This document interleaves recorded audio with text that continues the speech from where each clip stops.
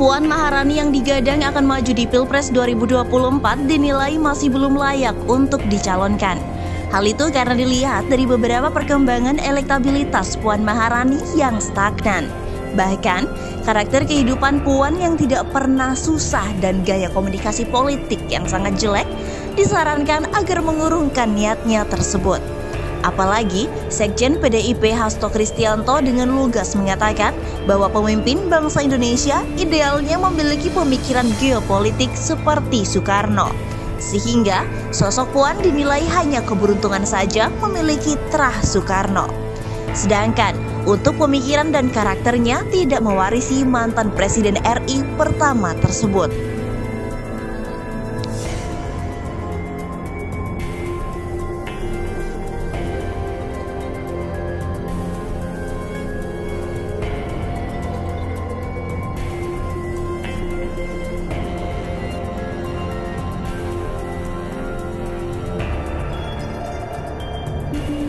Dilansir dari demokrasi.id, dalam kapasitasnya sebagai mahasiswa doktoral Universitas Pertahanan RI, Hasto Kristianto terus menggelorakan pemikiran geopolitik Bung Karno sebagai landasan memperkuat kepemimpinan Indonesia bagi dunia. Hal itu disampaikan Hasto sebelum mengikuti Simposium Nasional Relevansi Geopolitik Soekarno bagi Kepentingan Nasional dan Pertahanan Negara pada Sabtu, 19 Februari 2022. Pemikiran geopolitik Bung Karno luar biasa. Geopolitik Bung Karno tentang pengetahuan keadaan geografi, sejarah, kultur, nilai dan filosofi yang terkandung di dalamnya sangat penting bagi perjuangan mewujudkan national interest dan sekaligus membangun kekuatan pertahanan negara yang disegani, ujar Hasto. Hasto menjelaskan pemikiran geopolitik Bung Karno merupakan antitesa pemikiran geopolitik Barat yang ekspansiosis. Sebaliknya, pemikiran geopolitik Bung Karno mengedepankan nilai-nilai kemanusiaan dan internasionalisme bagi dunia yang lebih damai dan berkeadilan. Dengan pemikiran geopolitik Bung Karno tersebut, Indonesia pada tahun 1960-an menjadi pemimpin Asia Afrika dan Amerika Latin karena sukses menyelenggarakan Konferensi Asia Afrika, Gerakan Non-Blok, Conference of the New Emerging Force. Implikasi dari kepemimpinan Indonesia tersebut, banyak negara yang kemudian merdeka. Bahkan, Bung Karno kemudian mendapat gelar pahlawan Islam dan kemerdekaan bangsa Islam dalam Konferensi Islam Asia Afrika tahun 1965, urai Sekjen PDIP itu. Ia menambahkan hasil pemikiran geopolitik Soekarno, Irian Barat berhasil dibebaskan dari cengkraman kolonialisme Belanda dan Angkatan Perang Indonesia terkuat di belahan bumi selatan.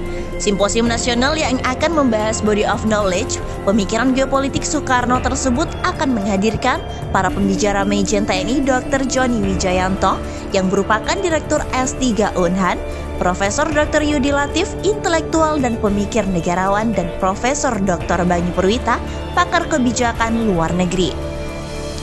Sementara itu masih diberitakan oleh demokrasi.id, Puan Maharani disarankan menjaga komunikasi politik di tengah masyarakat jika ingin melenggang di 2024 mendatang. Komunikasi politik kemasyarakatan penting untuk menjadi pintu masuk menjadi pejabat eksekutif setara presiden dan wakil presiden. Demikian disampaikan analis politik Hendri Satrio dalam acara diskusi politik Indonesia Poin Seri 4 bertemakan bedah komunikasi politik Puan Maharani yang dilakukan secara hibrid pada Jumat 18 Februari 2022 lalu. Hensat heran dengan tim sukses Puan Maharani yang melakukan hal-hal yang bukan menjadi jati diri Puan Maharani. Imbasnya, personalitas Puan tampak tidak apik di mata masyarakat. Ia mencontohkan tindakan Puan Maharani kala memimpin sidang di DPR malah mematikan mikrofon saat seorang anggota DPR dari PKS menyampaikan pendapatnya. Kedua, kata Hensat, Ketua DPP PDIP itu menanam padi saat terjadi hujan. Ketiga, julid sama gubernur yang jemput dan yang tidak jemput. Tiga hal itu kemudian akhirnya ditulis teman-teman media di media sosial yang akhirnya membuat frame Puan Maharani itu ya begitu, kata Hensat.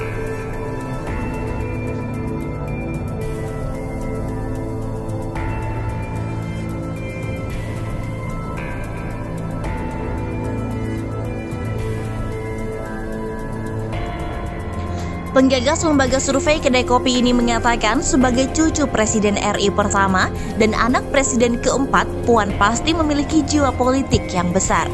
Bukan hanya itu, Hensat sangat percaya bahwa Puan pasti layak menjadi tokoh politik nasional sekelas presiden atau wakil presiden jika memiliki gaya komunikasi politik yang sangat baik. Dalam pandangan Hensat, selama ini Puan belum melakukan komunikasi politik yang seharusnya dilakukan. Selama ini komunikasi politik yang dilakukan oleh dirinya itu komunikasi politik yang sama sekali tidak menggambarkan dirinya. Dia cucu presiden, anak presiden, katanya. Dia meyakini sejak kecil Puan tidak pernah susah, seharusnya tim suksesnya jangan memaksa Puan melakukan hal-hal yang kelihatan seperti orang tidak berada. Harusnya tim suksesnya Mbak Puan atau teman-teman di PDIP itu memberikan kesempatan kepada Mbak Puan bisa lebih banyak berdialog dengan rakyat, ucapnya. Dengan gaya komunikasi politik demikian, Hensat meyakini masyarakat akan memahami bahwa Ketua DPR RI perempuan pertama Indonesia itu adalah tokoh sembarangan. Pandangan masyarakat, sosok Puan Maharani salah satu tokoh penting negeri ini yang bukan kaleng-kaleng. Juga ada isinya, ini orang ini kan, tutupnya.